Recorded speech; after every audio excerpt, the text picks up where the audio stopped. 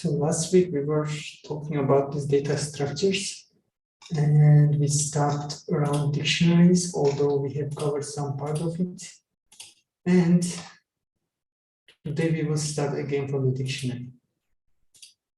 So we share this. It's the same PDF we were covering last week. And time is 42. Let's wait a little bit more because we are still very few people. It's 12. So let's start at 45 or when we hit the 20 people. And so let me see, I was checking my Rapid.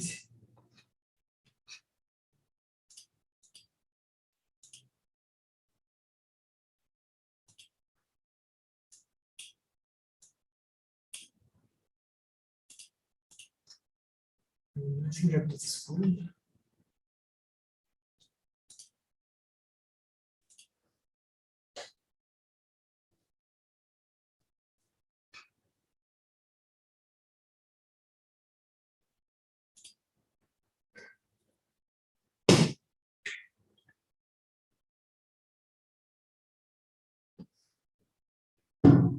And so far, I didn't receive many questions about the lab, and I thought everyone is doing fine with the lab, and then I checked, only few people have started working on it, or submitted at least.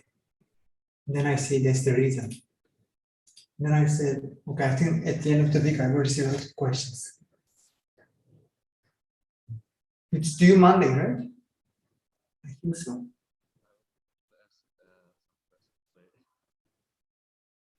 I don't know why, but your voice is coming very low. It's my computer or?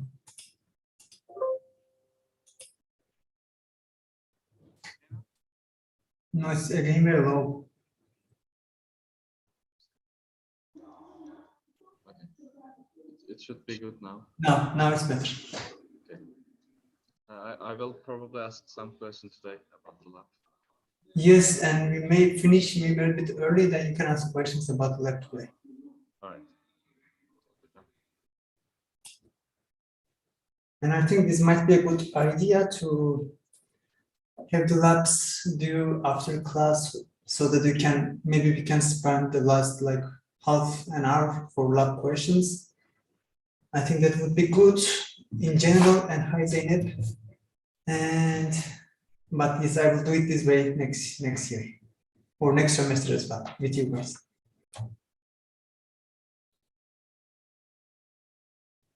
So I think we are now 45, we are 15 participants. That's okay, so let's get started, guys. So I will go over to my slide. So you guys may remember we made a quick introduction to dictionary, and then we stopped because it was kind of a break, Christmas break, New Year break, to be more correct. And so we just made a quick introduction. So I will revise the first part, and then we will continue writing some code to create dictionaries or access some data within dictionaries or change them as well. So dictionary is a very important data structure in Python. It's also available in many languages, I think. And it's also used a lot, I think, as JSON format in web services. And in this data type in dictionaries, in this data structure, more correctly, data is represented as a key value pairs. So basic syntax is like I provided here. There are keys, and then after that we have the column, and then it's value. And then we can provide more key value pairs by adding comma between them. So you can add as many as you want. And differently here, we use the curly braces to define a dictionary, opening and closing curly braces. And this is actually the only place in whole Python language you use curly braces. Other than that, you don't use curly braces, which is quite different if you are very familiar with, I think, C# and also, I think, Java. So why do you guys think like we don't need curly braces here, but we need it in other languages? Like how Python could avoid using curly braces. For example, in C#, if you define a method, you need to put curly braces to all the code that you want to execute with that function, to include them in the curly braces, which is the body of the method or the function. But in Python, we don't need to use these curly braces because we use indentions, right? That's the point. And actually, indentions makes it a bit more difficult sometimes if you don't pay enough attention, because if you have a little bit wrong indentation, then your code won't work. So, example for dictionary. So, for example, imagine that we have this kind of data about a house. So we use different variables to store different data about a specific house, right? Its location, number of bedrooms, style, and color, and more things. And these are all related variables, right? They refer to a single house. So instead of defining variables like this, we could build a dictionary to represent this kind of related data. And this is how we do it. So we give a name to our dictionary, housedict, and we put these braces, opening and closing, and between there we provide key and value pairs. Here, each key you may consider as a kind of a variable, right? And then the value is kind of value of the variable, but here we call them key, okay? In dictionary we call them key, and I will go to the next slide to explain this. There are some rules when you define or create a dictionary type. So first thing is, it's common to have all the keys as strings. As you see in this example, all keys are inside a single quotation marks, right? And I think it could be also double quotation marks, it doesn't matter. Although you can use other data types like integers, floats, booleans, but it's very common to use strings as the keys, okay? And whatever data type you have for your keys, and we need to make sure that each key is unique. There is no repetition of the keys. Keys are kind of unique. You can think like if you learn about databases, you have their primary keys, which are unique. The same way, the keys in dictionaries has to be unique. They cannot repeat each other.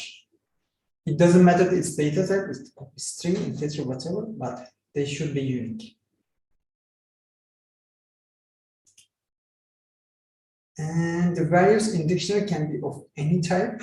So here you may see we have integer, we have strings, you may have lists, you may have booleans, or it doesn't matter. Okay, you can have any type as the value. So to access a specific value inside a dictionary, what you do is you provide the key value here. Okay, normally in lists or arrays, we just covered previous weeks, you would need to provide the index, right? Like starting from 0 until some certain values, you would provide the index as a number. Again, using these square brackets. In the same way, you use also square brackets in dictionary, but here you provide the key value, okay, not the index. Index won't work. As long as if you didn't use an integer value as a key, for example, whatever value, 5, then you could provide 5 here, okay? And so focus on the first part. Here, you can assign a new value for an existing key in the dictionary. So the key needs to exist. And to do that, what you do is you just provide the name of the key here, and then the right-hand side, you use the assignment operator to assign a new value. So if you run this code, its previous value will be changed with this new value. And if you print the dictionary, you will see the new price value here. And I thought I updated this slide, but still the same.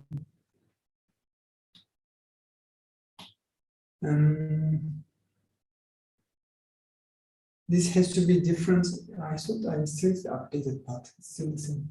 Because I had this way, I mean, last week I changed it, but it seems that I didn't change it properly.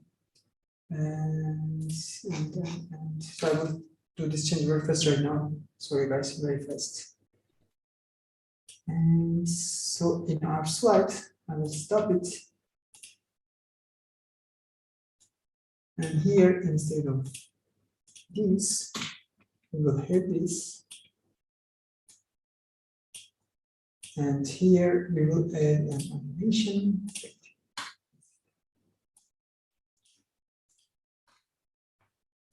So I just showed how you update an value of an existing key. And then the next one is about adding a new key value pair to the dictionary. We almost follow the same syntax that we use here. But in this one, when you want to create a new key value pairs, you just provide a dictionary that doesn't exist. Okay. So here's the new key value we provide, and then for this one we provide a value, and then when you print your dictionary, you will see that added to the end of the list with a comma, separated with a comma at the end of the list. Okay. If it existed, then that would just change its value. If it doesn't exist, the key, then it adds it to the dictionary. So, and there are these two methods, keys and values, okay, that you can get all the keys and value pairs in the dictionary. So if you provide just keys, it just returns these kind of arrays, right, which can be iterable. It contains all distinct keys in that dictionary. And if you want to just get the values and you don't care about the keys, then you just use this method or function here, values, and it returns this list of values.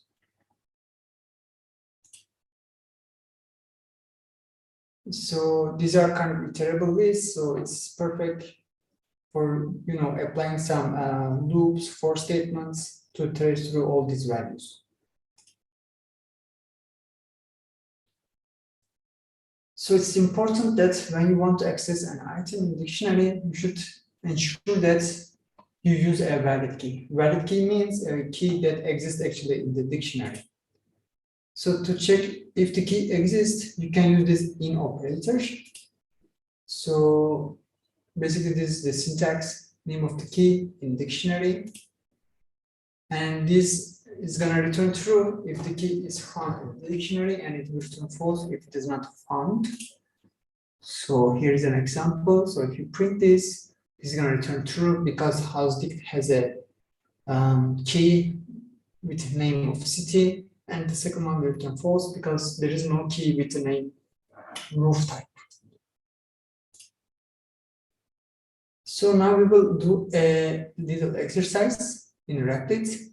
In this one, there will be a list of states, of United States, and then there will be also, I think, the population information. So we will let users to enter a state to check its population, basically. And if the state is found, the program will report the population of that state. If it is not found, then the program should output a different message. And this is the basic goal of this application. So let's switch back to Rapid.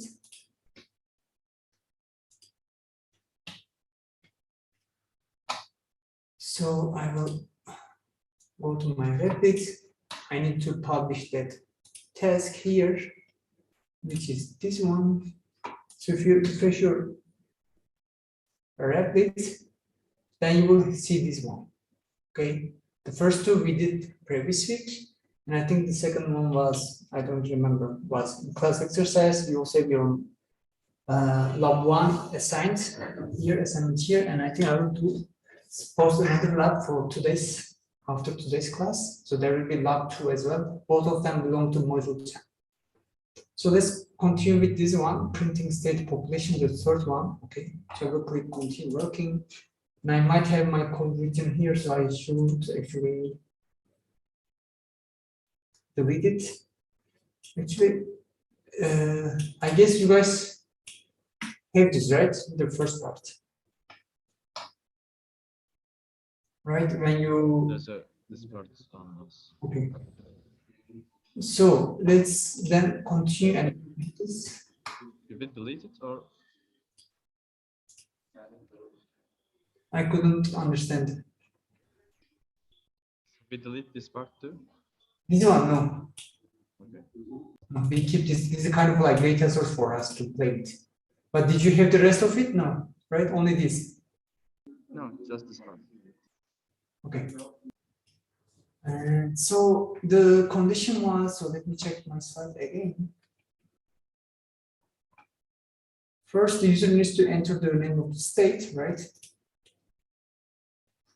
And then we need to check if this state exists in this dictionary or not. So what we are gonna do is, so first we can basically write just this while true to let users, keep trying different states until they decide to quit. And then we'll say user state, let's say equals input. Hocam, can you larger the punto, please? Because we divide the screen in two. It's hard to read all the code. Good. Yes, thank you. You're welcome. So we'll say enter a state. And then what we want to do is if they don't enter anything, we will just quit from program. We won't ask them anymore to enter a state. So we'll say if user state equals empty string, then we just need break.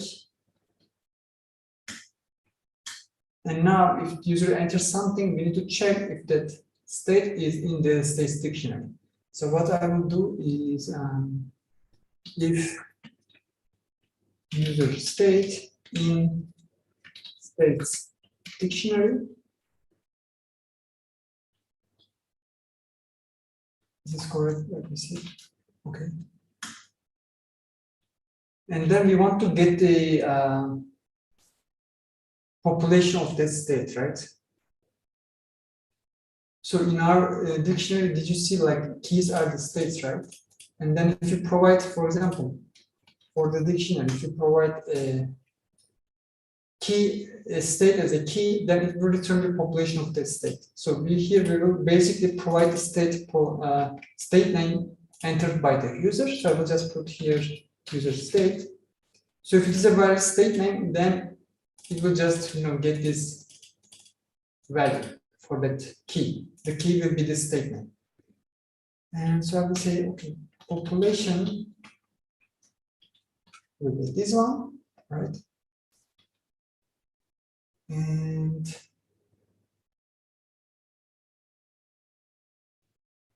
after this, what we need to do is we will just print the population. Print the population of user state. Basically is, right? And then we just put the population here.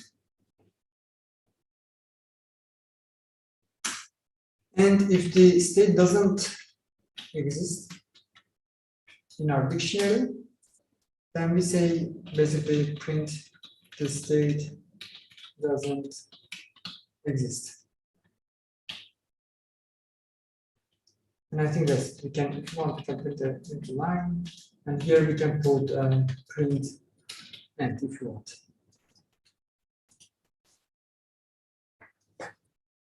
So let me run this.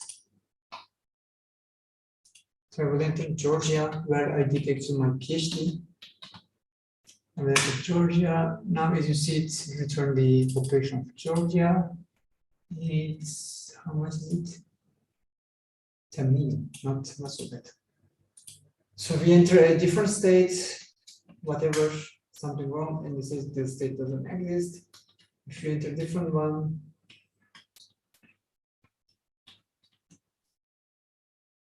Ohio, then it's going to return this value. And so we can do different things as well. So this was basically the challenge that we were supposed to implement. But I think this was maybe too easy. So what we can do is we can try to, let's say, get the average of all populations. What do you guys think? Can we do this? So I'm thinking about two options. One is to iterate through all these dictionary items. And second thing is we have these, you guys remember, values method that returns all the values. You guys remember this one here? It returns all the values. So we can get this and then get the average using math library, I think. So let's do that.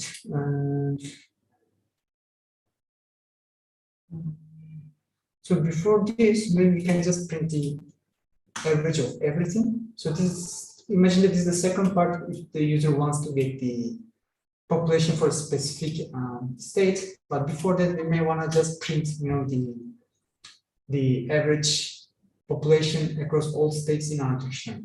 So to do that, as I said, we have these states get, I think it's values, right?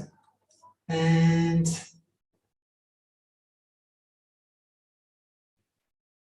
this is going to be, let's say, the population data will be equal to this. So we can just print this. Print, let's see what it returns. And it returns is, I think, it's a kind of, I think, tuple. Inside tuple, we have a list. So I wonder if we can directly apply to these something like this. No, it didn't work. Or I appreciate any help here. Is this something like this? No, it doesn't work. But if I get just a 0,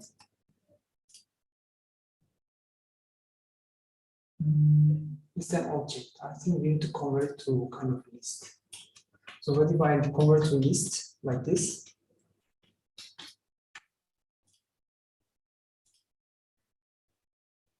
No, it didn't work. I'm struggling, guys. Hocam ben de ilk yazdığınız gibi yazınca direkt çıktı. Sadece population data yazınca. Ama we want to calculate the mean. So you mean this one, right? Yes. Yes, but we want to calculate the mean. Okay.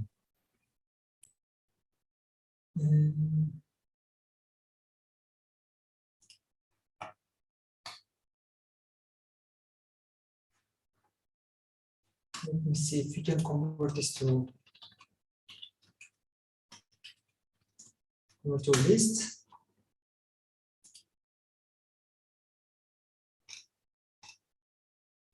Normally this should work actually. Just try now, list.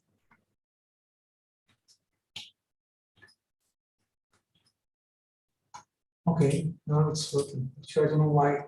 Okay, now we have it like a list, right? Did you guys see? And I think the first trial I made a typo. So now as you see, we have it printed as a regular list that we covered so far. And I think at the end of this, we could add mean, right? No. How we calculate the mean of this? I think mean belongs to the data frame, right? The data frame we covered with the pandas.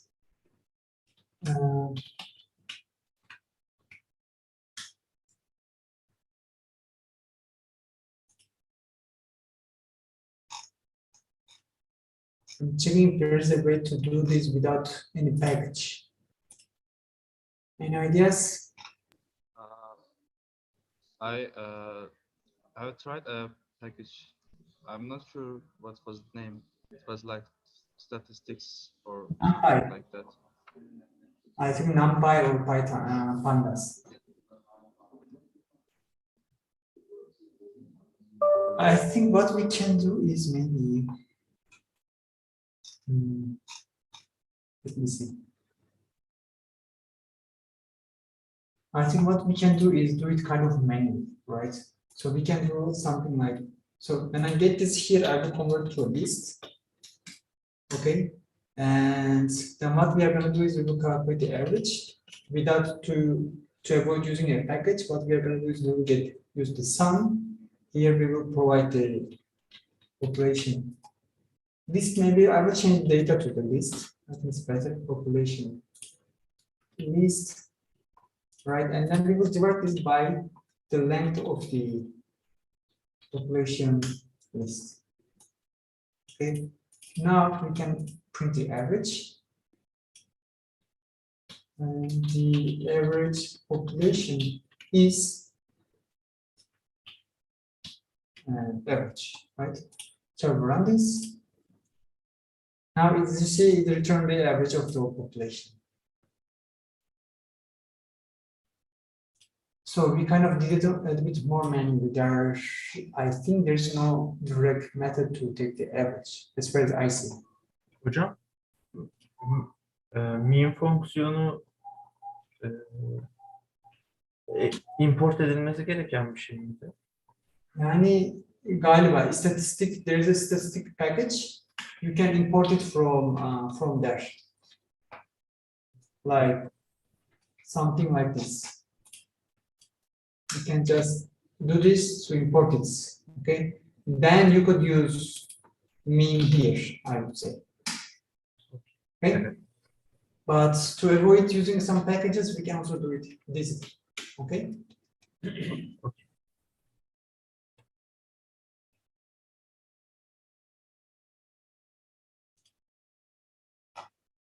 And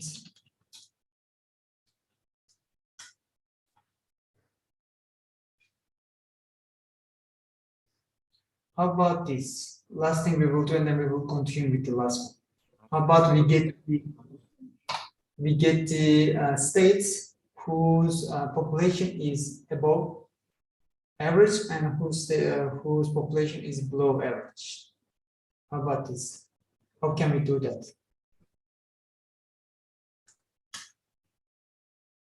I think what I will do is write a for loop. Okay, for let's say states in states dictionary. So with this loop we can access each of these p's one by one, and we will say if state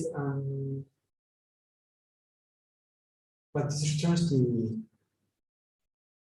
the key, right? So what we can do is then if states dictionary, and then we provide the state as the key here,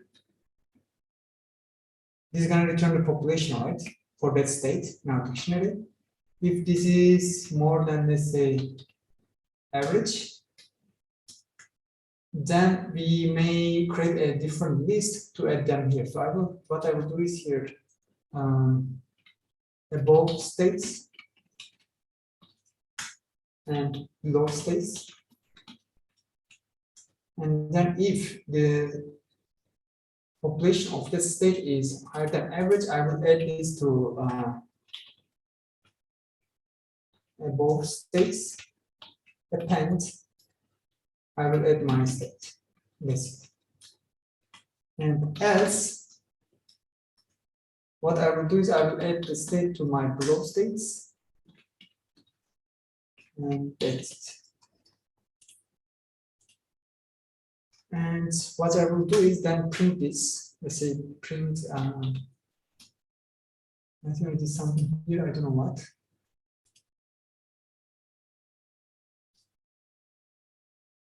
I have no idea. There is a yellow line here.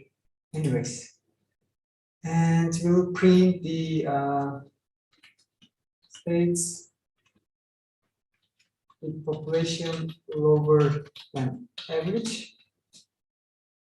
Then here I will just print the let's say this one lower. So I will here put just low states.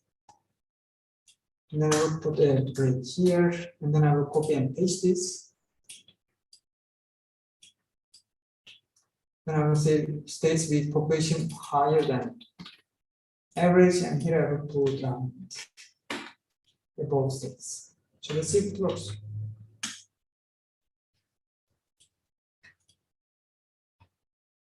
And I think it worked. So it says population lower than R. So the average is this one. If we check New York higher than this, that's correct. California, Texas, yes, they're higher. And the ones lower are like Georgia, right, Virginia, and the rest. So it worked. But if you follow any different approach, you are welcome to share. Maybe you write better code, better, more effective, shorter.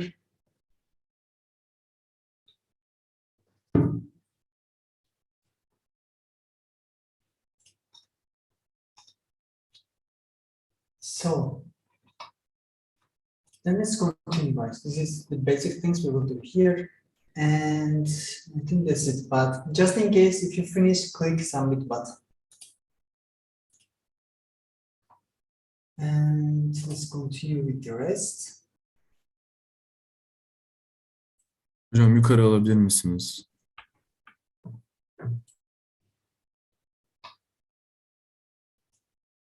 So any questions about this code? Also think about it. If you don't understand any specific part, please let me know. Teacher, can you write a state name? When I write any of them, it doesn't say.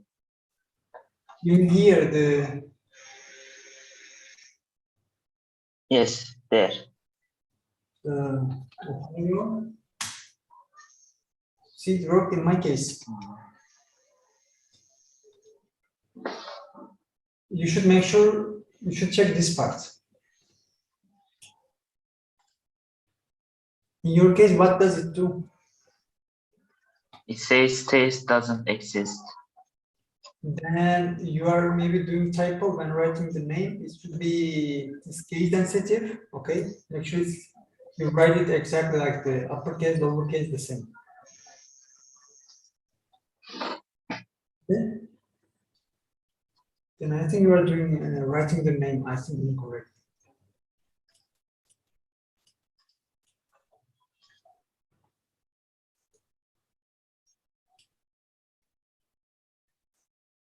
And this was Emre, right? Yes. I will check it. Okay, okay.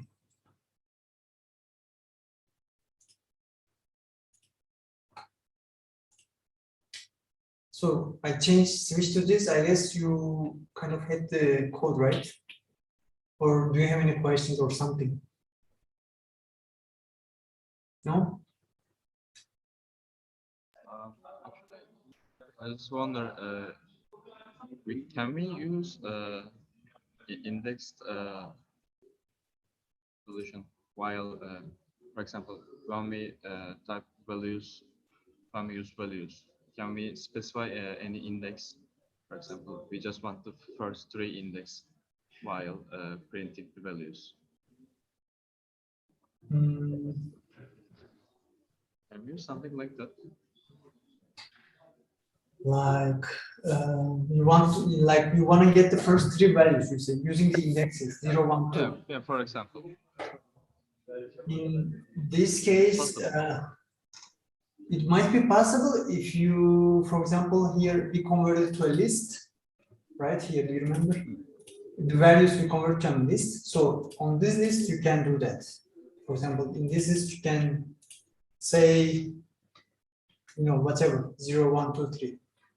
But this will only return the value. So you won't know like population, but you won't know to which state the population belongs. So like this data has 2 dimensions actually. You know what I mean? With using index, you get only 1 value, but in dictionary, there is no this option, like providing 0, you won't get this. Providing 1, you won't, there is no this thing, as far as I know. So You mean, right, mostly? we can just get 1, not until 3 or anything like that. No, it won't work. Like you cannot get like, okay, I will get this. No, it won't work. What you can do is you can only get the values or keys and convert them to list and then use this indexing to get specific values. But in this case, you will only get the key or the value.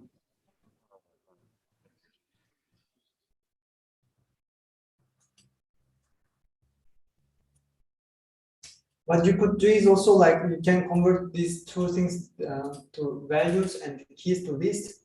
And for each time, if you provide 0, it will get the first state name, and then the second list it will get the population. So you can create two lists by using values and the keys method here. There's also like the states keys method here. So this is gonna be, you can convert to a list. So it's gonna return the let's say state names as a list.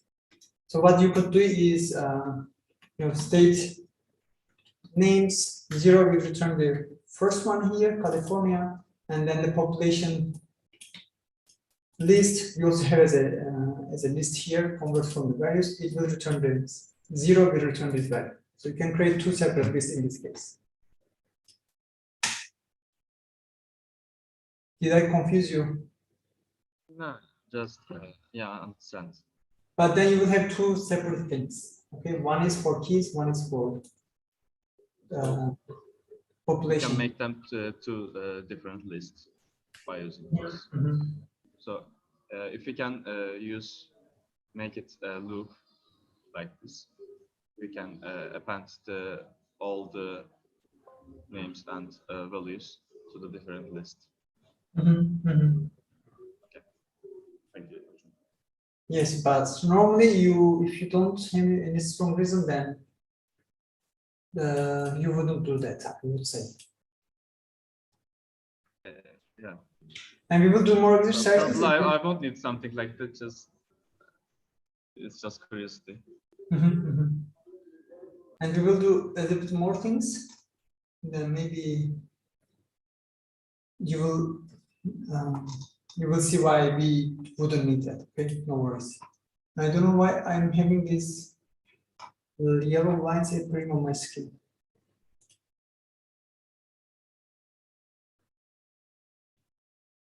I think On your screen or just on the Zoom screen? I think it's the Zoom screen. If it's Zoom screen, maybe someone make a note. Let me see if I can clear that. Okay. I think someone did. So I cleared it.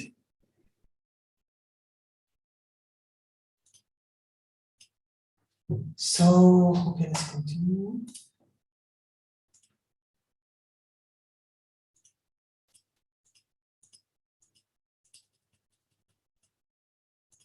So we did this one. Now next we will do something like an English dictionary using this dictionary type.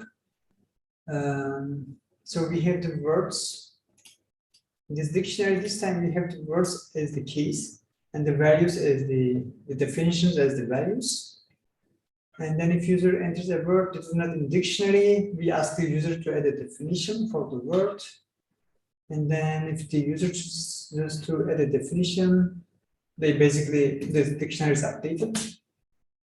And that's it. And otherwise, I think the definition should be displayed. So let's go back to Rapid. So I will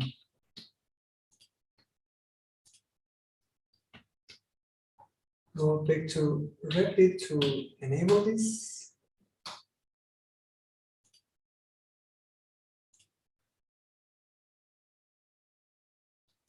So if you refresh your Rapid page,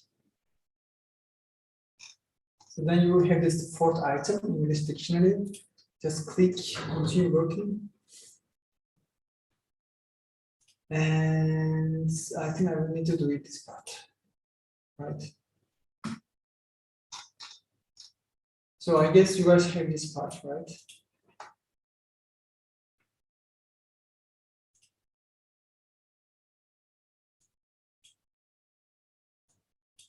So what we will do is, I think, more or less similar to what we had done the previous time. So I will first write this while true loop to let user enter, make entries multiple times.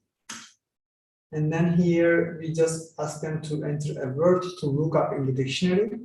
So user word will be equal to input.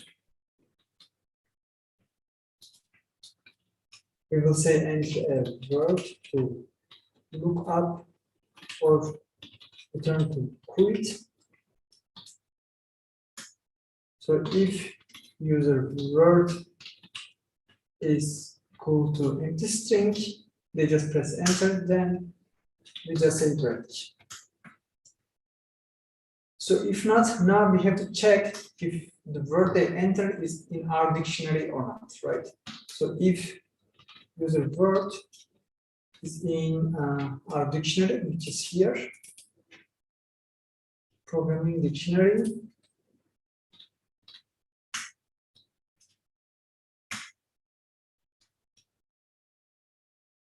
then we just get the definition of for that word, right? How do we get this? Is we just provide in our dictionary,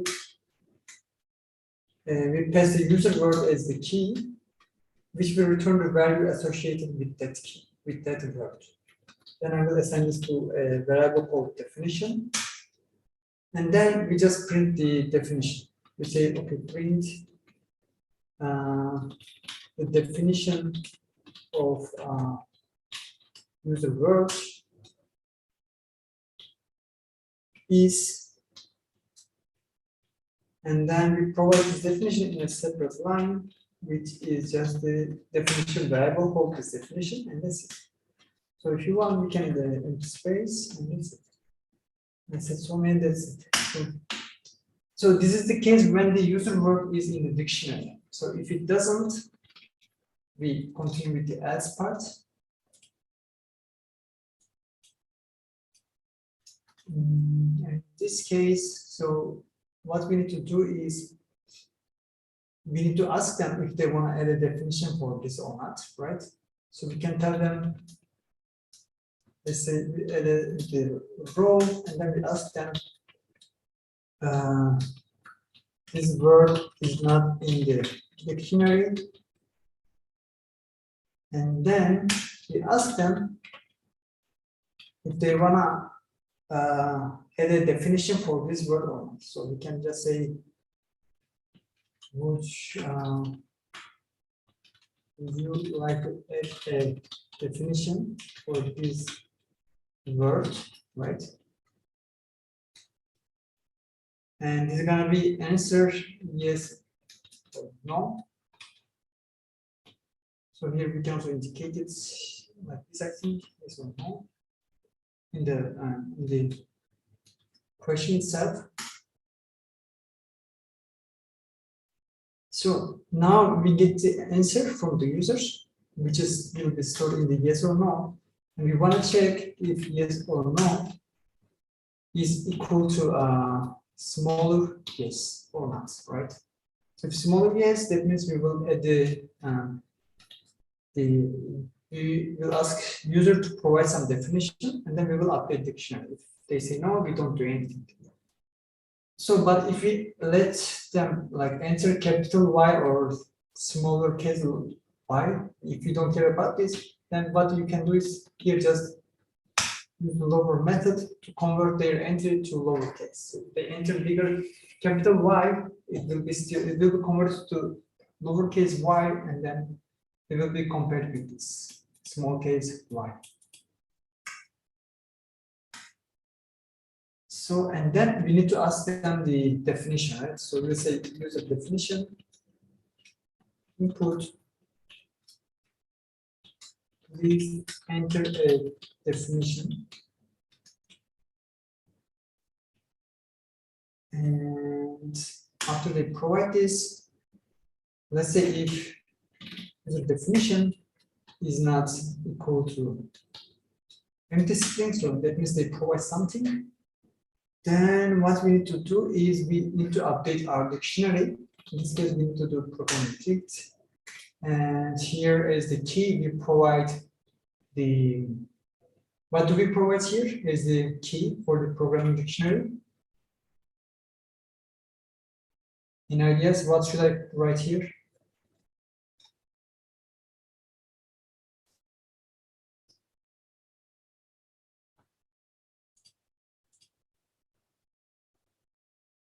So I guess you guys are writing the code. So what am I supposed to enter here? If I want to add a new definition for a new word, -1 olabilir mi? Ne olabilir mi Ozan? -1. -1. No, because this is a dictionary type. In dictionary types, we don't provide numbers like the arrays, but we provide some string value. So did you guys see like what do we have our dictionary, right? We have a key User definition mi yazacağız hocam? and definition. User definition we need to write it somewhere on the right hand side. But what do we supposed to put here? Key. We need key for it. I couldn't hear. We need key on the key. Yes, we need to provide a key here, right? User word, maybe? Who was this? Clearintare. Yes, it's user words. Thanks, Clearintare. You saved me. So, do you guys remember when we want to add a new key value pairs? We just provide the key as append to the using the square brackets format, and on the right hand side we just provide the value, right? So here is the key is the user word, and then the value is its definition provided by the user. So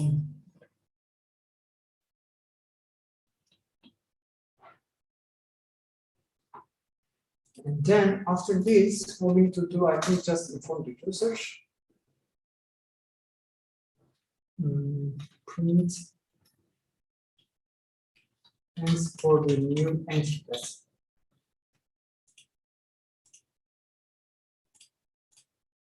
And here else we can add that error message, invalid definition.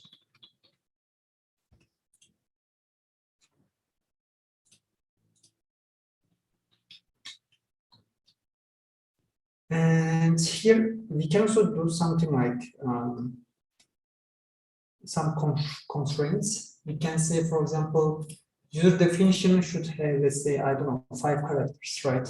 So you can, to do that, I think we can use the len function. You can apply this on a string, which will return the number of characters in a string. And we can say if this is bigger than, let's say, 5 for our case. And then if it is not, but I would also add something more. I would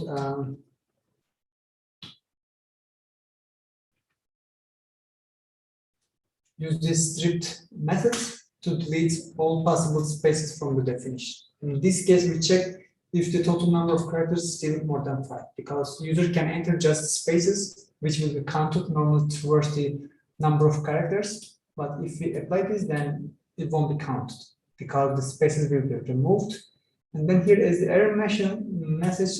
We can say definition must be more than 5 characters.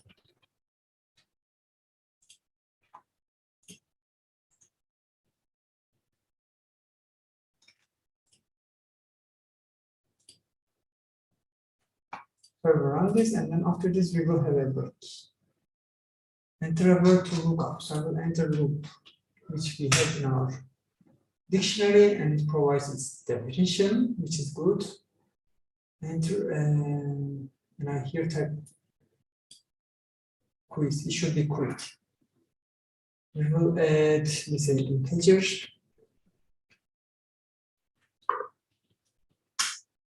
This word is not in the dictionary, and it asks us if you want to edit, and we say yes.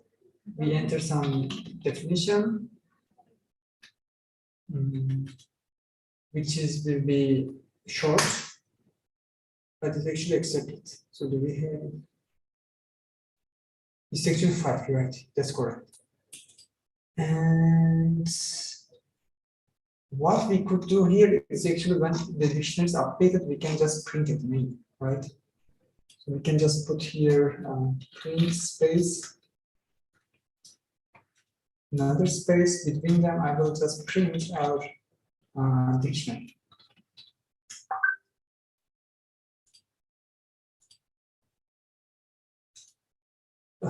Let's say int yes You see, definition is too short. I will again enter int. Yes, some longer definition. Press enter. Now, as you see, our new entry is in the dictionary, right? You guys see? Now, if we check again, like int keyword in our dictionary, now as you see, it shows the description we have just added.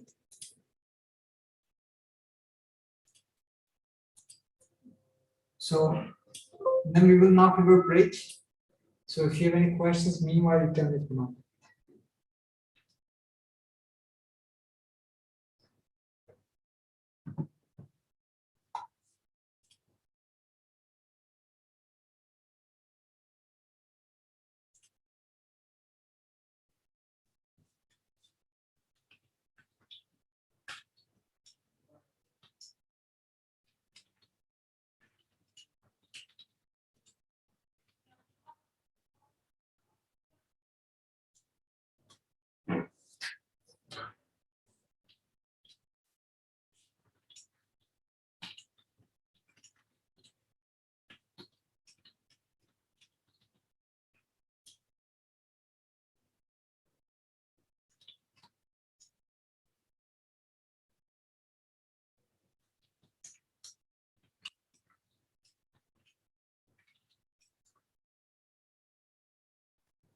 Teacher, can I ask a question?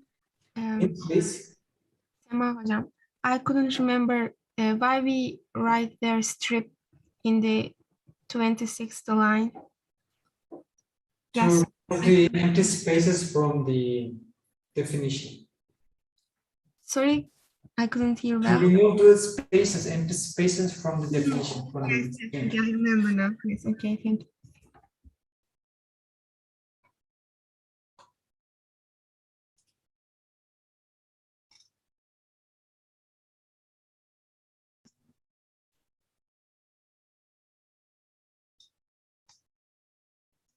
Hocam biraz yukarı kaydırır mısınız? Teşekkürler. Rica ederim. May I ask a question about that? Soru mu vardı? Tam duyamadım. May I ask a question about the lab? At Or end of the list? the end, I think it's better. Okay. Hocam ben en alttaki else kısmını kaçırdım. Bir hemen oraya bakabilir miyim? Tamam.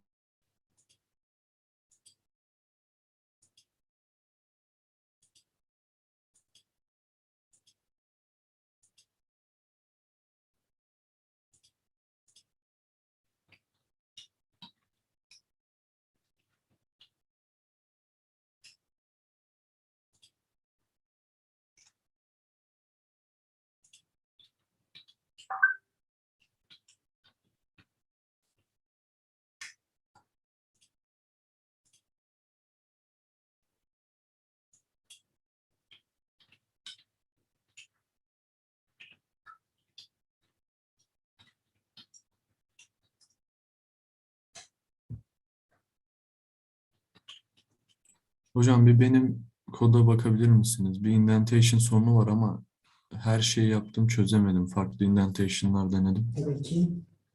Son kısımda. Yes or no nokta lower'dan sonra. Bora değil mi? Evet hocam.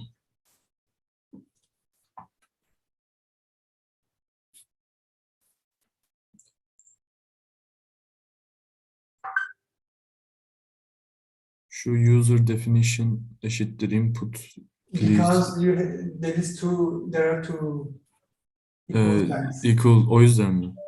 Aynen. Tamam. Tamam Şimdi hocam. bitti. Teşekkür ederim. Ben teşekkür ederim. Hocam peki buna neden indentation error'ı veriyordu? Indentation error'ı değildi ki bu. Ama genelde öyle oluyor. İlk derslerde de bahsetmiştim. Bir hata oluyor mesela. O aslında önceki satırla ilgili bir şey olabiliyor. Ha, anladım. Tamam. Hani- Teşekkür ederim. Tamam.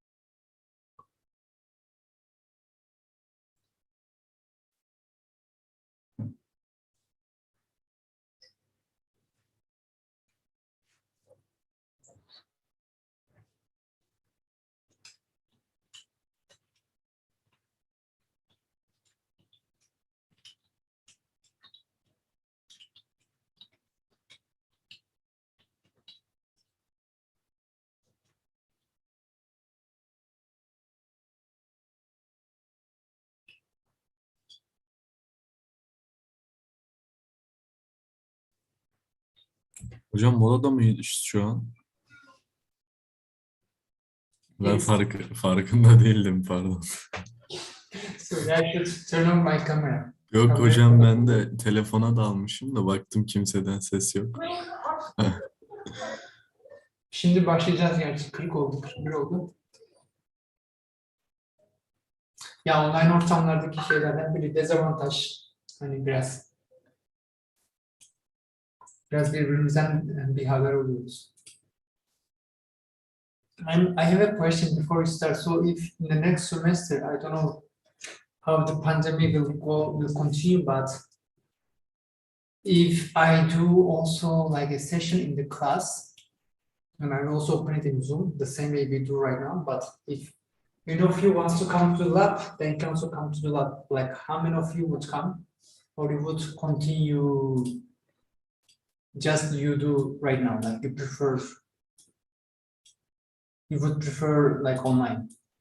Any of you would like to come some weeks? You can type in chat or with microphone. Ben de gelirim hocam. Böyle biraz zor oluyor çünkü. Sizi aynı Tamam. anda izlerken bir şey yazmak. Bora Ben de gelirim. gelirim hocam. Who is that? Tolga? I couldn't see. O Ben de Mert. hocam. Okay. No pressure, okay? It's not like you have to come. I'm just curious. Because I do this with other courses and like there are 30 students, sometimes 5, sometimes 2. Some students come and they say they prefer face-to-face, otherwise they cannot concentrate in online. Bende de biraz oluyor hocam. Bazen sizi kaçırıyorum kendiminkini yazmaya çalışırken falan, böyle bir kopukluk olabiliyor. Ben de gelebilirim hocam.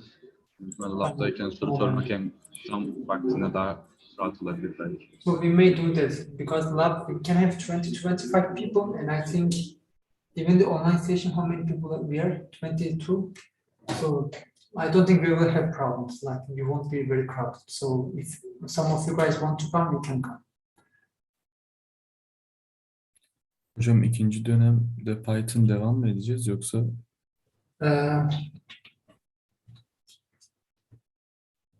I actually asked a question in Slack yesterday, like if you guys have any recommendations for a programming language, because normally here in the second semester they teach Java. I just came this semester, so and Hassan Hoca I think was teaching, and he said he was teaching Java. So I asked yesterday to you guys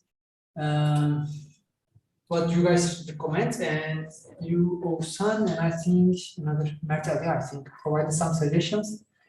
So I'm checking them, and I think processing looks fun. Osan suggested, so maybe we will do something to do with processing.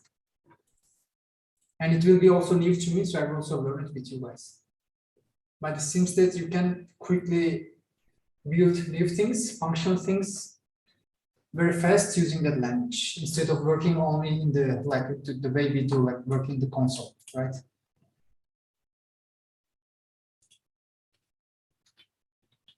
Hocam bir de bir şey derler ya, hani bir dili tam öğrenmeden diğerine geçmeyin, sürekli karıştırmayın diye.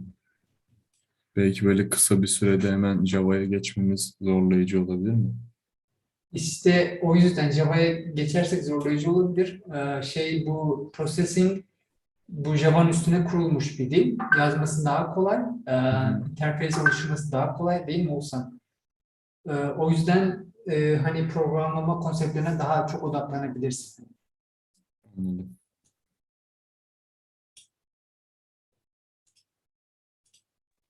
Evet hocam. Tamamdır. Hocam ikinci döneme göre hiç böyle bir haber var mı? Hani online veya böyle devamı veya tam yüz yüze, hani hocalar arasında resmi olarak değil de. Yok, bizim aramızda bir konuşma olmadı da ama biz de yok ne derse onu yapıyoruz ya da üniversite kurulu. Ama ya şu anda bir şey yok açıkçası. Kimsenin bir fikri yok. Ama %100 online, %100 yüz yüze olur mu emin değilim açıkçası. Bence sanki böyle devam edecek gibi.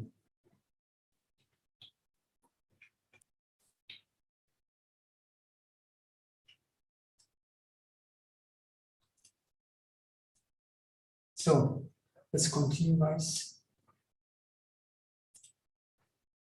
So we have this, we also have the code in the PDF, okay? And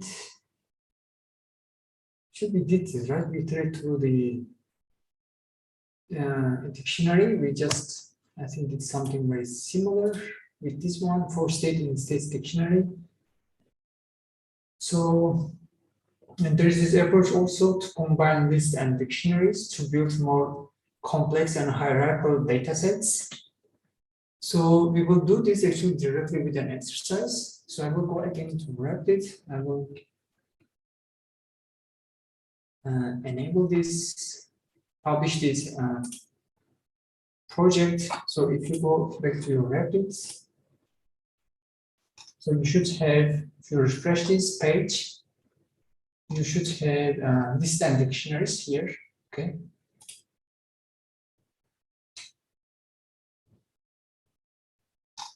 And I will actually delete my own code to restart. So, yeah, I think I have some code.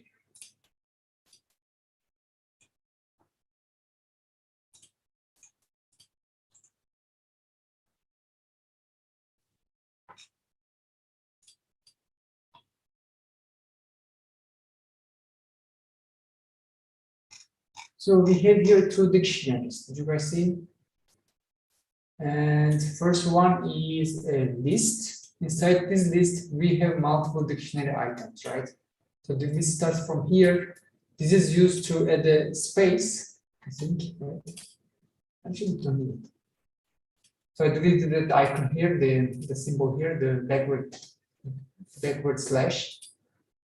So here, as you see, we have these dictionaries, right? First one, second one, third and fourth, I think, right? Like 4 items, some data about the cars, right?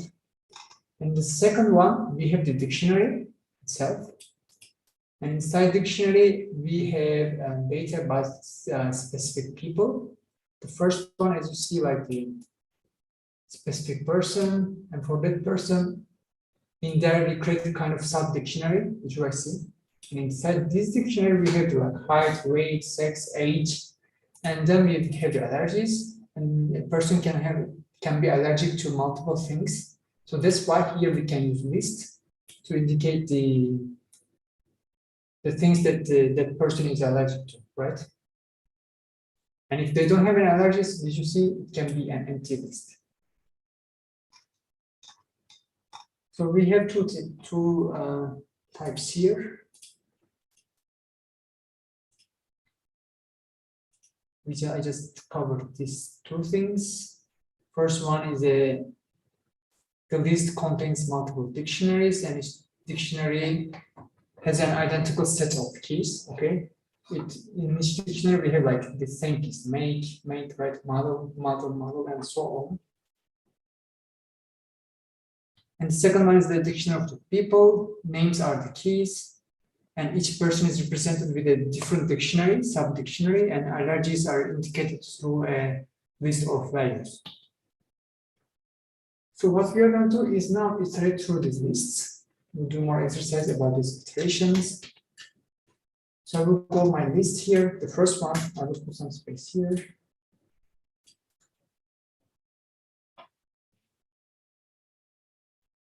So what we are going to do is we will iterate through the list and then print the cars make, model, and license.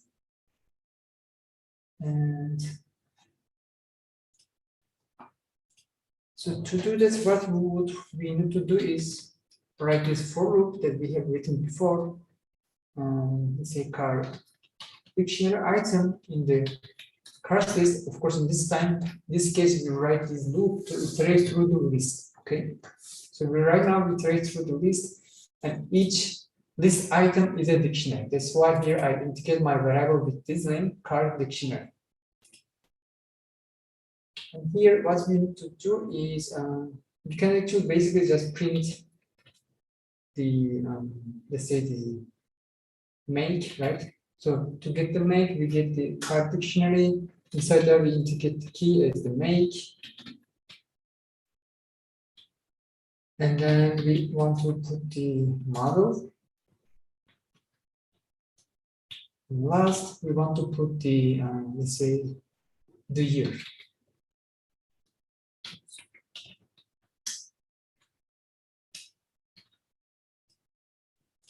So I will run this. As you see, we get the forecast, right? And that information printed on the screen. So we get them from the dictionaries that are included in a list.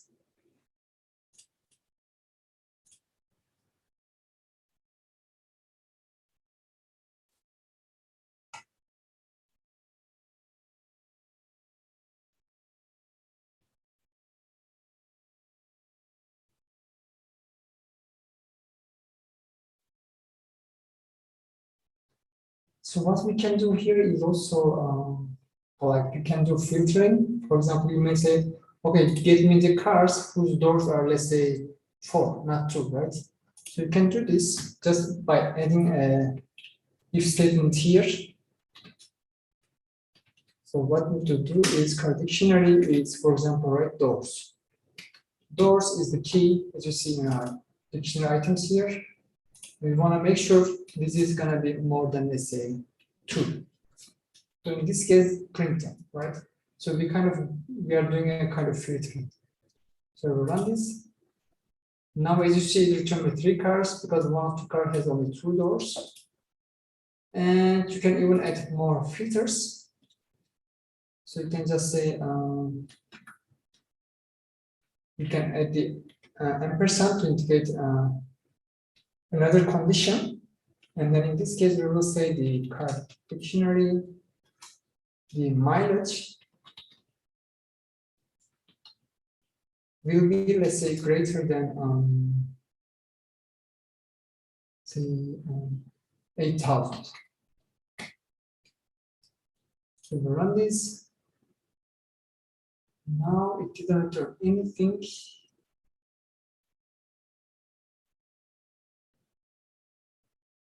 I think this is because we are supposed to put each of these conditions in a parenthesis. Okay. So we select this, put them in parentheses. So if you select this whole statement like this and put an opening parenthesis, it will put the ending parenthesis itself. As you see, it just placed the whole selected text in the parentheses. So I run this again. Now it worked fine. I wish I didn't fix this and I asked you guys to fix it. Did you guys see when you indicate multiple conditions using these operators and or then you need to actually put each sub condition inside parentheses. Otherwise, it doesn't work.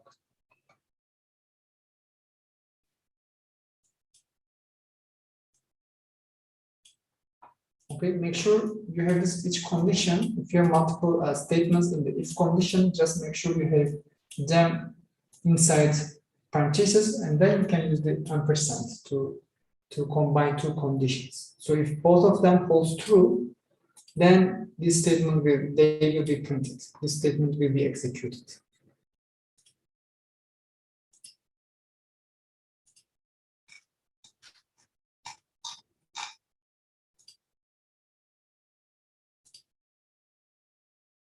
Anything else you guys want me to do about like things you want to try on this list? Hocam, where we have defined the car dict, I couldn't see. I get same error. Yes, I get same error, teacher. But you don't have it at the top. It's not defined. Or Oh, just like for E in car list. Okay, hocam. Car dict doesn't mean anything. I that understand. doesn't mean anything. Yes. Okay. It refers to each of these dictionaries in the list. Starting from the first item until the last one, it's reference these items. Okay, these specific list items. In this case, list items are the dictionaries. Teacher, if you use separate file for list and dictionary, can we do the same? Separate dictionary if we use. A text file for car list and personal data dictionary. Yes, I think this could be stored in a text file. This Because one. it can be crowded if they're too much.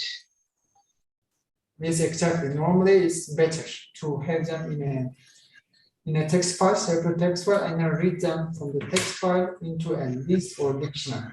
Okay. Hocam, when I pressed run, I could not see anything. Nothing is You printed. have these parentheses here, the same way I do here. Did you see? No, hocam. So we should have these parentheses. In both, right? Yes, in each sub expression. So we have two sub expression here, combined with Which the one? end. Okay, it's done. And probably, I think I was planning to do something, give a lab assignment, in which case you can actually write this data to text file and also read it from the text file and then do some small operations on the dictionaries. So this is my plan. But normally, yes, it's better to have this data in the text file. And so now what we are going to do is now let's leave this first part here. Okay, now we will do something with the second part. So we can get, for example, how about finding allergies for specific persons?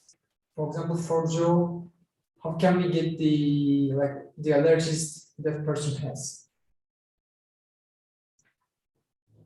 So first, how do we get this data?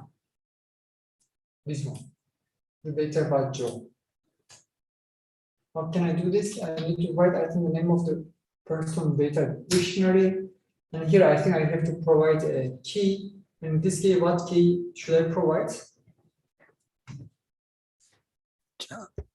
Joe. Joe, yes, perfect. And what is this gonna return to me? A dictionary, right? Did you see Joe? Value for Joe key is a dictionary. So here I think I can put like Joe dictionary goes to this. Do you guys know why do I receive this error here? Anyone can guess?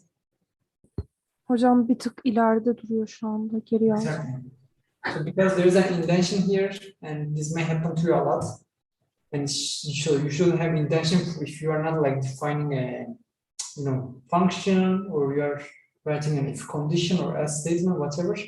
Then there is no need to have an indentation here. So this is a dictionary, and in this dictionary we want to get the allergies, right? Let's say Joe allergies is gonna be Joe dictionary, and here inside this sub dictionary, actually the key is allergies, right? So I will provide as the key here allergies, and this is gonna return me this list, right? So when we print this, we should get this printed on the screen. So I will just print Joe allergies here. As you see, we have this list printed in our screen, so we were able to access this data inside two levels of dictionary.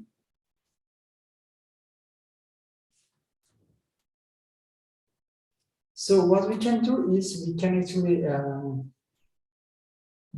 let's say, ask users to provide the name of the person to get the allergies for the person. So let's say we'll define the person variable, and here we will ask the user enter a name. Okay, so user needs to provide the name, and here is the key for the person data dictionary. We need to provide that person name. Okay, and then here I will change. It won't be Joe dictionary. I will say person dictionary. Let's say, and allergies will be person allergies. Then I will also change this Joe dictionary to person dictionary, and Joe allergies to person allergies. So now user can enter a name, let's say John this time. And then we just print the allergies they have. And in this case, it's just peanuts.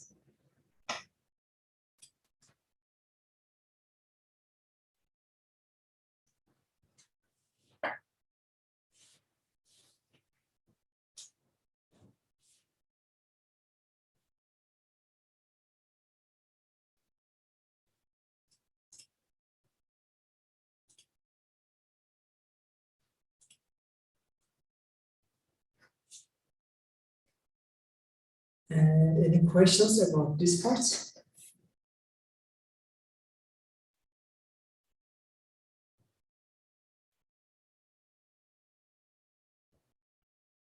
No, everything is good.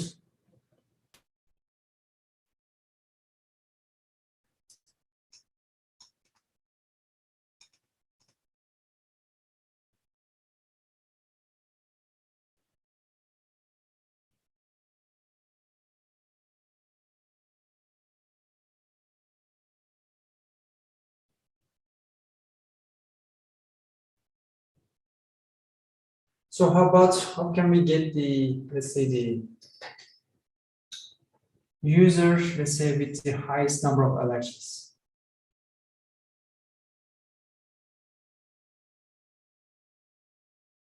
How can we do that? Any ideas?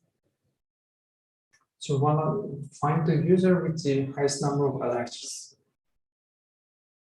We can first get all allergies to the in the list, and we can use max feature.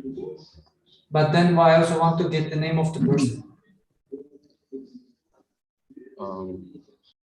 Like, let's say Joe has the highest number of allergies. You can use a loop. Yes, right. I'm thinking if there is another option, there must be another option, but so let's write the loop, okay, to start with. But if you have any suggestions, like to make this even faster with less number of lines of code, then please share your. Is there a max function for dictionaries? Because if so, then you can create a dictionary of names and allergies, and then you can use that max function for dictionaries. I'm just asking this to you.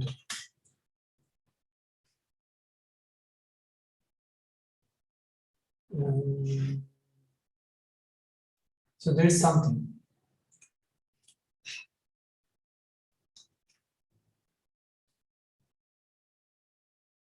But it's a little bit complicated. It uses some lambda thing, I think. So there's Yeah, I something we can use, but I think it's a little bit complicated. Yeah, loops are good for now, I think. Yeah, I think so.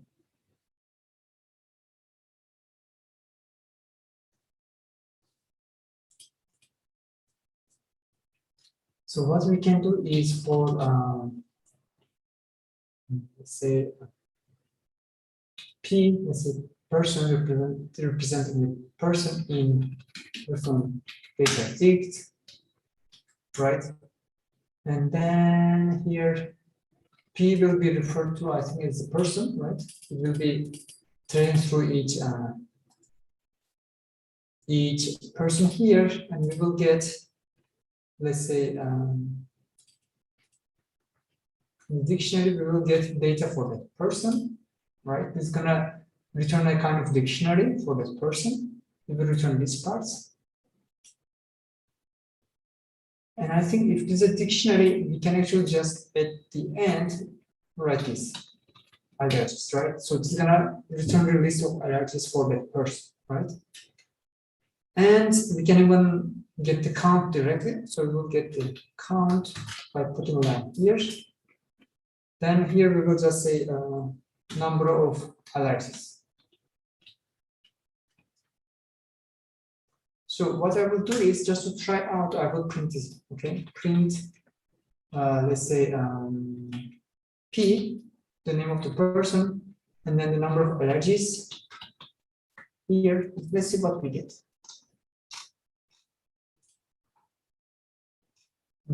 This is gonna ask for a name. Okay, I will just enter a name, doesn't matter.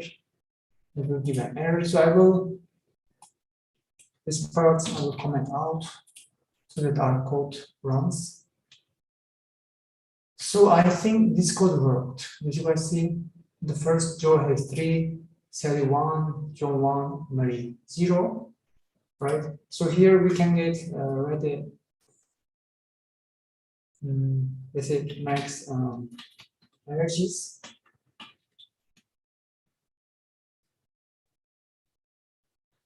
Will be equal to 0. And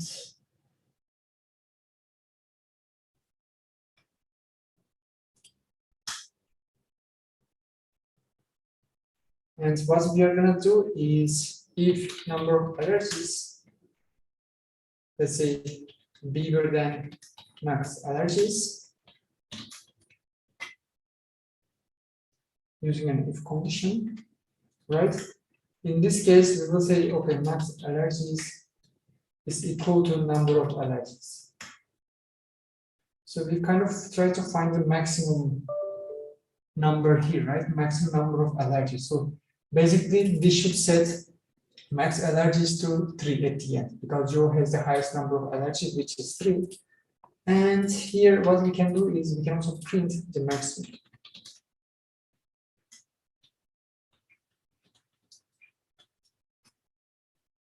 So run this. And actually, we can just write this at the end, right? We don't need to put this in the loop. And as you see, it prints the maximum numbers here.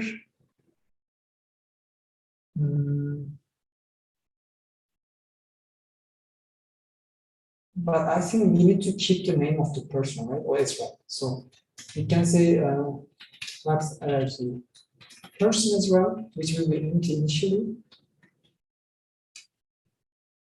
And in this case, once the number of allergies of the person is higher than the current max, we set the maximum to the, we change the current to hold maximum value, right? So then we need to also change the person. In this case, what I will do is that person will be the P in this case, right? So let me try and I print here also the print name of the person with the maximum allergy. And as you see, it worked. As you see, it found the Joe with the 3 allergies, right?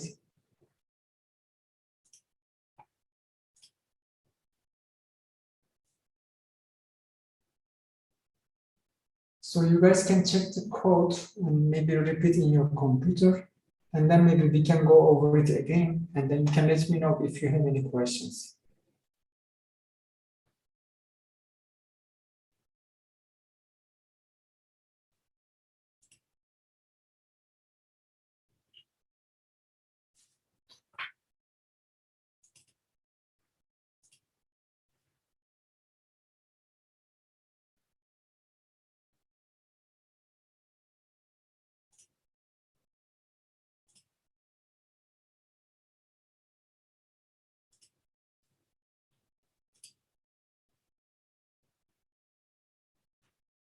Any questions about this part?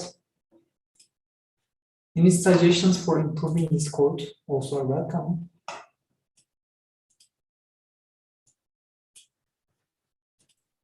Bende hepsi 0 çıktı hocam. Hepsi 0 çıktıysa sende şurası bir türlü şey olmadı o zaman sende true dönmedi. Number of allergies bigger than max allergies. Yanlış yazmışım sanırım ama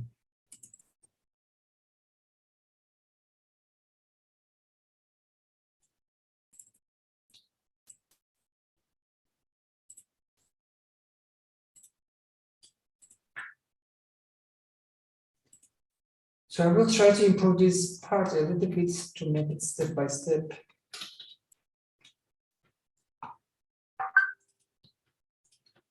Okay, that's it.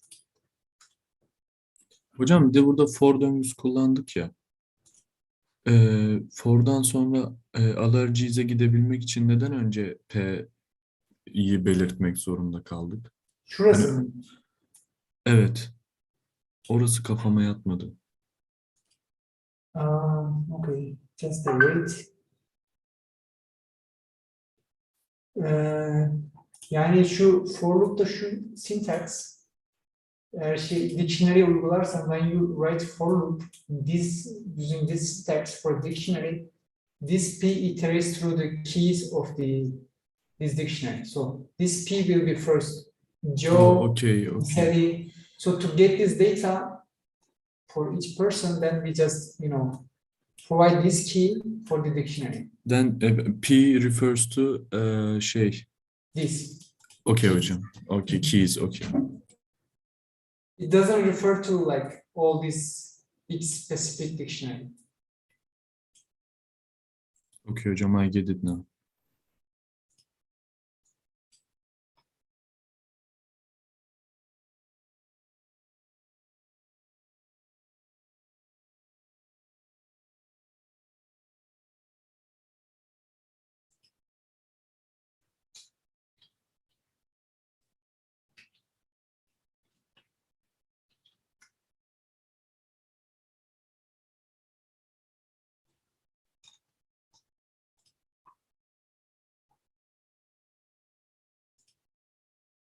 So, any questions?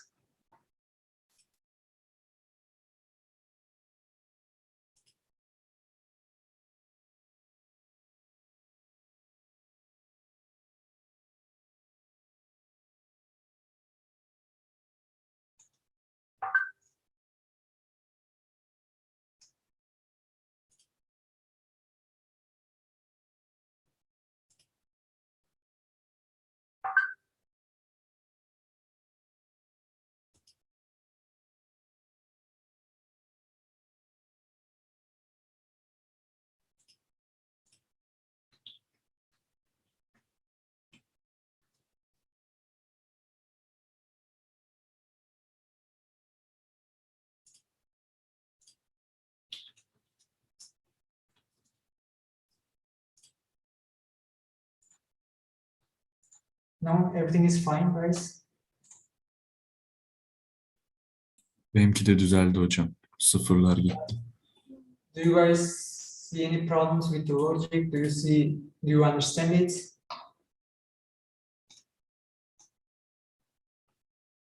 Right, so then let's continue.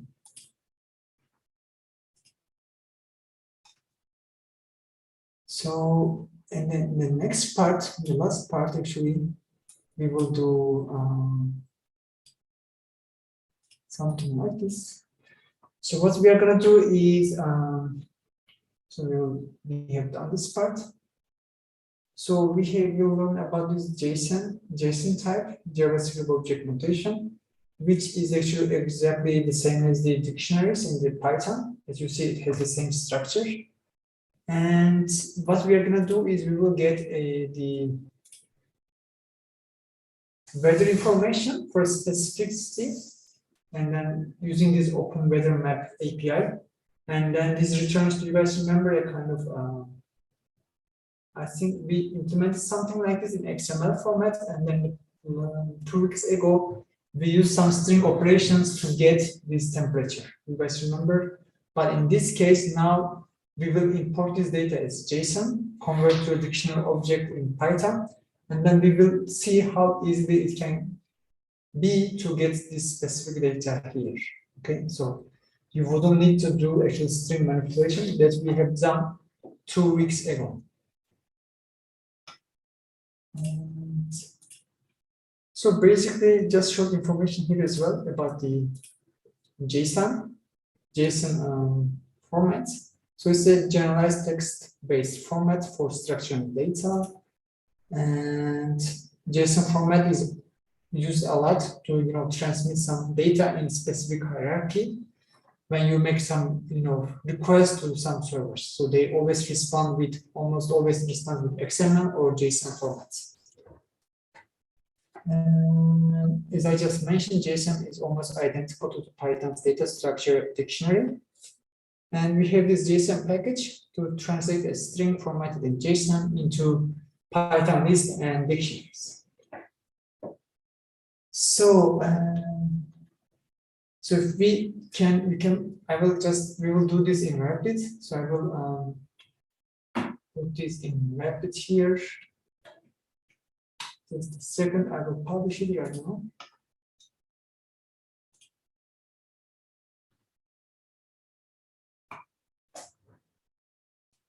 So if you go back to Rapids,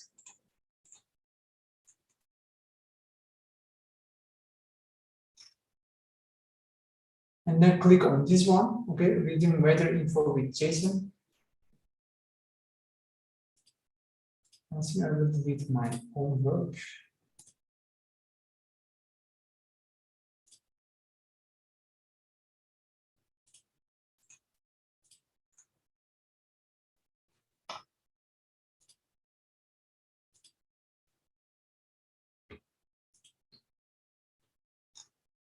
And here, this one, reading weather info with JSON.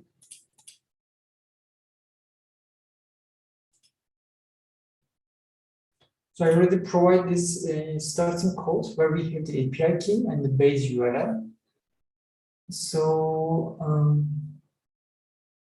let's write the rest of the code to get the temperature for a specific city.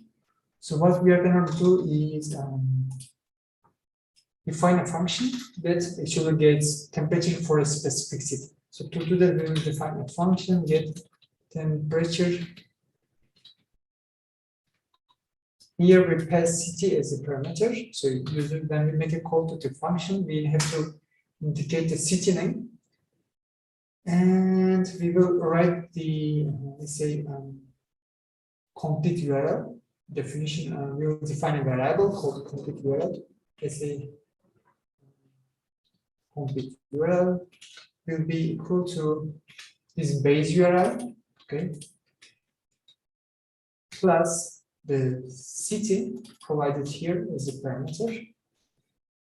And here we need to indicate the mode as JSON. Okay, and then next we need to indicate another prior string parameter, which is indicated by ampersand, and then it will be app ID equal to, and this is going to be equal to our API key. And we complete normally, there are instructions in the API website of the service that you want to use. And in there, actually, they provide like this structure for you. So you just follow their, their rules. So to make a valid request to this server, to this API, you need to first, for example, here, as you see, we have the queue here, and you indicate the query string starting with the question mark. And the first one will be queue will be equal to city. And then when you append new parameters to this query string, then you need to put ampersand, indicate another parameter with this value. So here we indicated the mode will be JSON, and at the end we also indicate the API key using this keyword. Okay, and this is determined by this service itself. So, and then what we are going to do is, you guys may remember that we have this URL lib request package to make a request to the server and then get some data, JSON data. So to do that, we'll call URL lib request, and then URL open, and here we need to pass this complete URL. And then we need to call its read function to get the data from that server. And then we assign this to response variable. And now we use this JSON package to convert this response to a to convert it to a Python dictionary. So what we need to do is call JSON loads method, and here we just paste the response, and this will convert this response to a response dictionary. So we can basically actually just print this response dictionary to see how it looks like. So I will go back to my code here. And then let's say call this method the temperature for let's say Ankara. I will run this. And then I will get an error.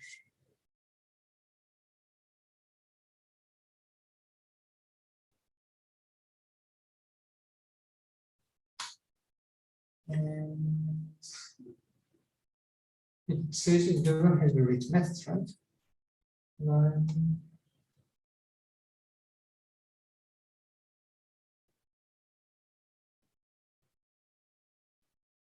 Line 14. Here is causing trouble. Let me see now very fast.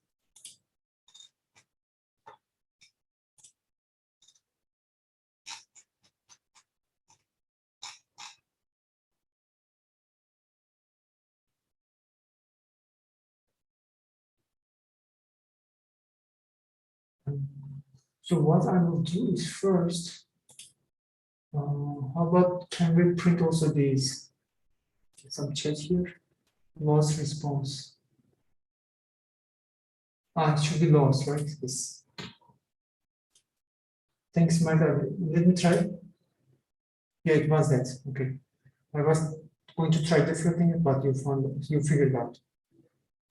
And as you see now, we have our data in dictionary format, right? So we have our main dictionary, and inside there we have further dictionaries. And our temperature is, I think, stored here, right? Did you see it's inside the dictionary, which is actually connected with this key, main key, right? If I'm not mistaken. So to do that, so we know that it's inside this main key, right? I think that's correct.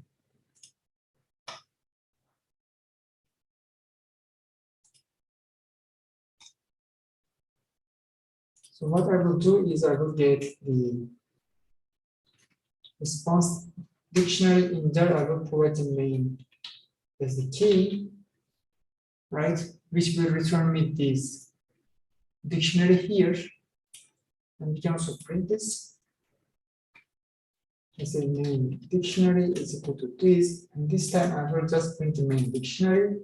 So I will run this again. This and yeah. It just, as you see, now it gets the sub-dictionary that is connected with this key, main key. And inside here, all we need to do is just read this temperature data. So what I will do is, let's say the degrees is equal to main dictionary. In there, we need to provide this as a key temp.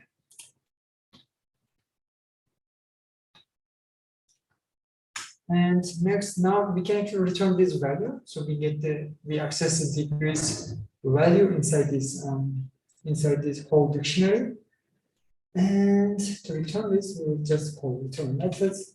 Then we will convert this to a float. And pass the degrees as the parameter for the float to convert degrees to a float type.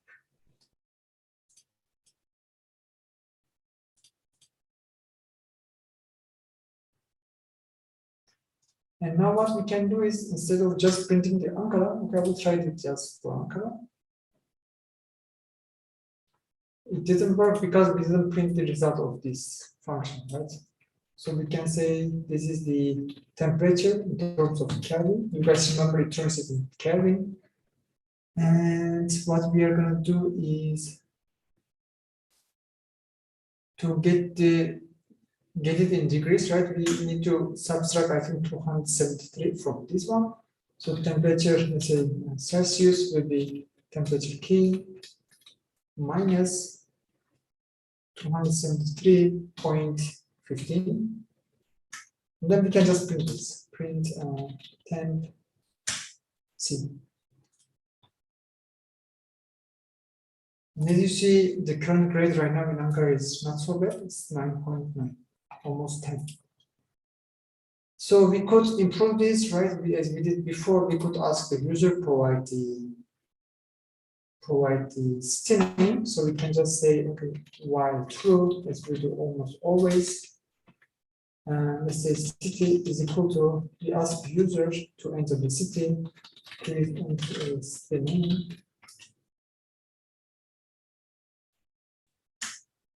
If city is equal to empty, we just break.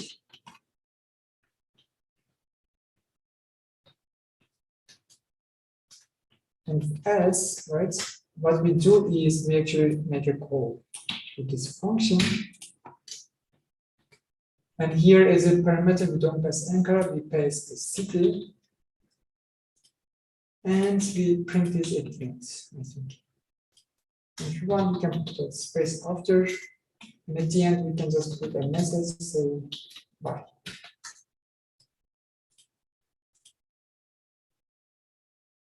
So enter a city name, let's say I want Paris. Paris is one colder than here. How about Spain? Madrid is also cold, but Ankara. It's a little bit different, but Ankara is warmer than Madrid actually. Several examples. How about Izmir? Izmir is 14. I think Turkey is, we have a good temperature these weeks. So any questions about this part? And actually there are so many services where you can get free data and play with that data. Actually, I found a list today. I will share this with you guys.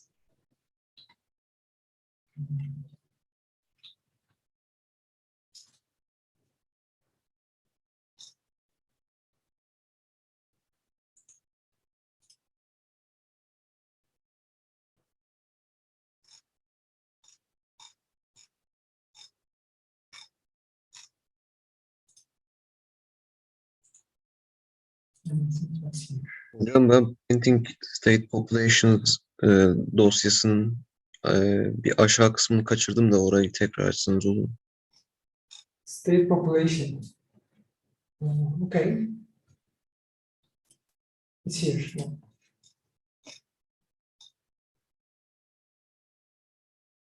Teşekkürler. So just a second. So whichever you want, you can check. So I will put Hocam benim koda bakabilir misiniz? Hatalar alıyorum da. Okay, just a second and remind me again. Here, there is this public resource, public APIs. And as you see, it has so many actually the categories. These are all categories. For example, there is social. If you click social, you will see there is the data from Facebook, Twitter, LinkedIn that you can access through API, and they will return some JSON data. And you can process this in Python and even develop your own specific application. For example, there is some dictionaries that you can use, build some simple applications. For example, there is this famous one, Merriam-Webster, which is official dictionary for English. And there are some kind of opportunities here to play around and build even simple application. These are all kind of accessible using API. So just to give you guys some idea, like the data available on the web that you can build very different applications in Python or other languages. And so I found this, just search for the like publicly available APIs, API data, and then you will get this in the second item in Google search. It has so many contributors, right? It has 1,200 contributors. So this is one thing I wanted to share, and after that, so some of you guys have a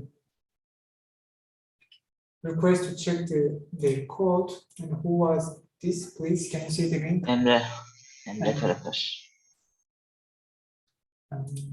Which one? The last one we did? Yes, last one. And okay, before I check in that, basically this is the things we will cover today, and next week will be about most probably some object-oriented programming, creating classes with Python. And then in the last week, we won't have classes. We will meet, but then I will, I think, publish your final assignment. And then you will have, I don't know how many days, but at least, I don't know, 3 to 5 days to complete your final project, which will be counted as like your final exam. And for that, right now, I think I don't have anything to share. Just try to, put all your code also in the assignments in the audio class. Just don't leave them only in Reddit and Rapid. This way, I will grade them a bit faster. So You should put all of them in them. I think I have created items, right? I will check.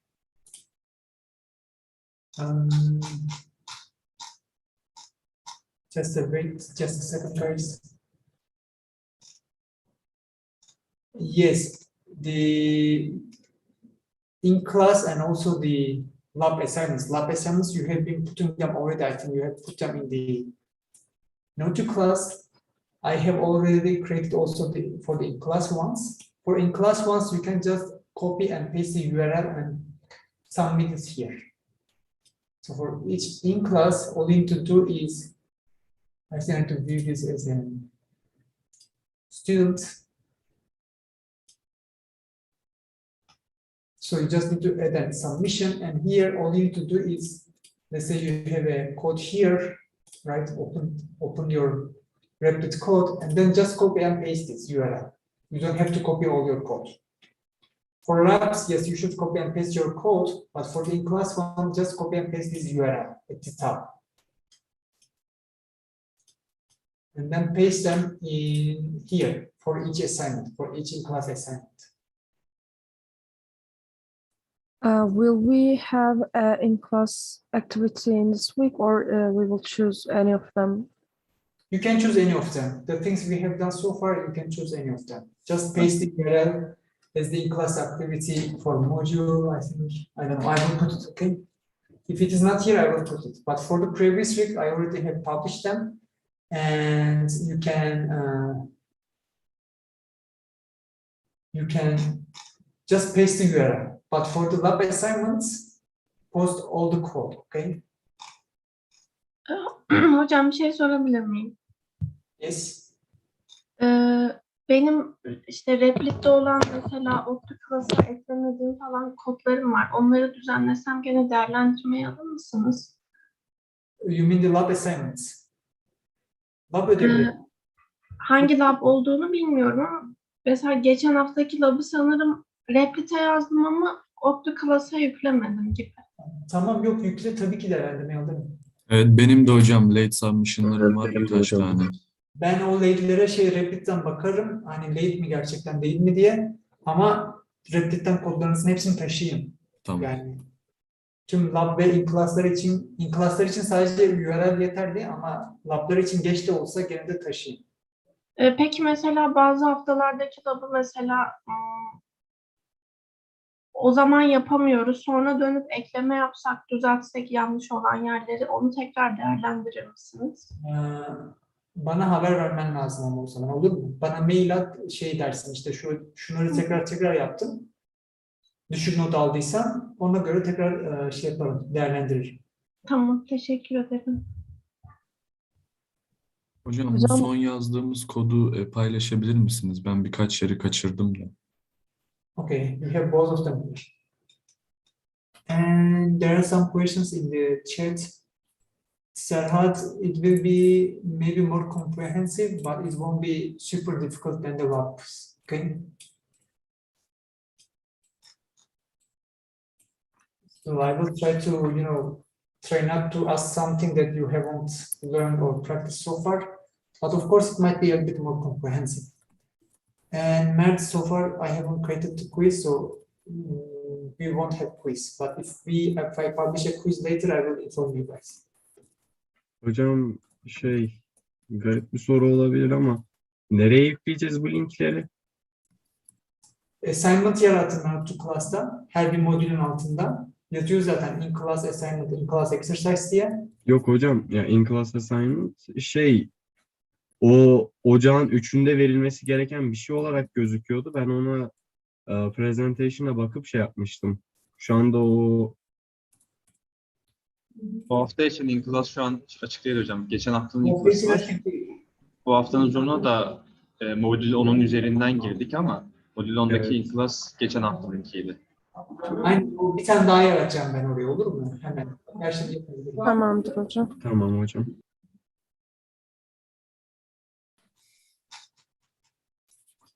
And today we are ending right now, but if you have questions for the lab or for anything else, you can state. So I will have Hocam time. benim koda bakacaktınız. Tamam öyle, kusura bakma, araya bir sürü şey girdi. Hemen şunu da yapayım. So I will create, let's say the previous week is just this as, let's say, part 1. And this week is part 2. Due is, today is 7th, right? Okay. So now we have the second one for today. So you can just paste the URL of your today's in-class exercise. Any of them you can choose and just paste it here as your submission. And right now, I think I can check the code again.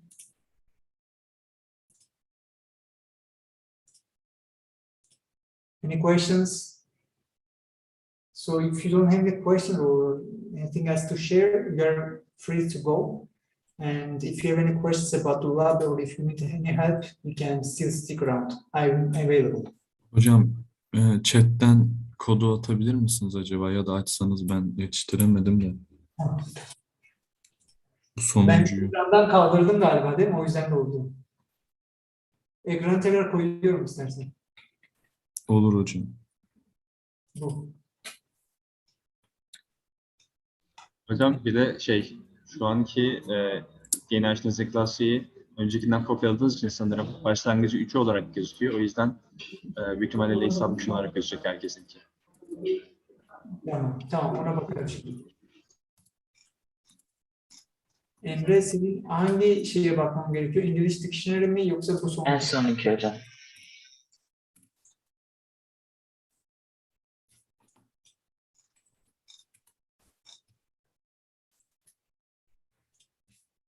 And meanwhile, if any questions, you can share, because I heard someone, I think, say something. I don't know. So this is the problem here.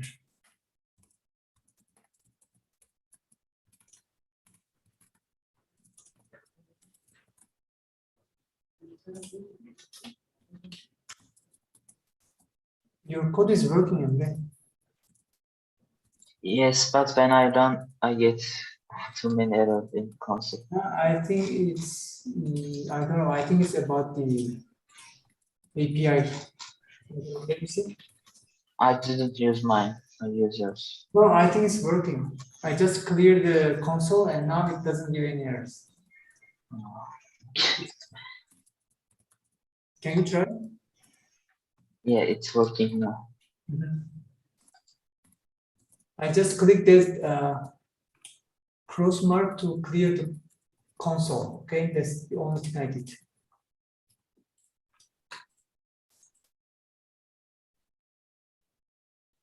So I know that Ali Çetin has something to ask about the lab, right? No, yes, hocam.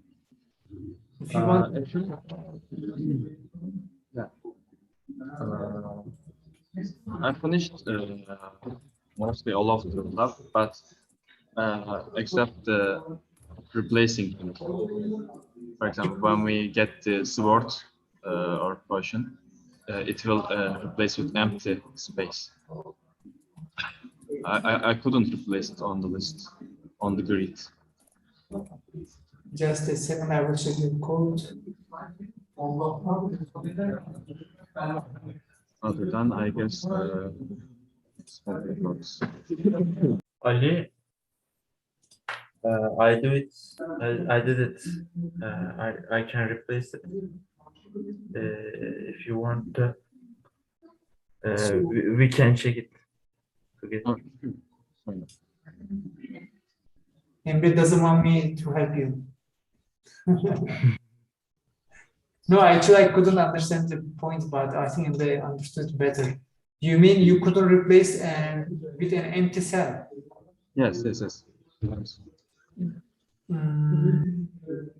But you just need to assign it to. Let me see. Can I share your code on the screen?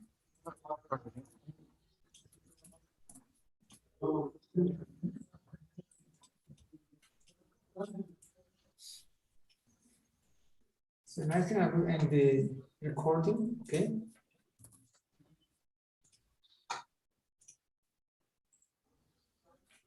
But I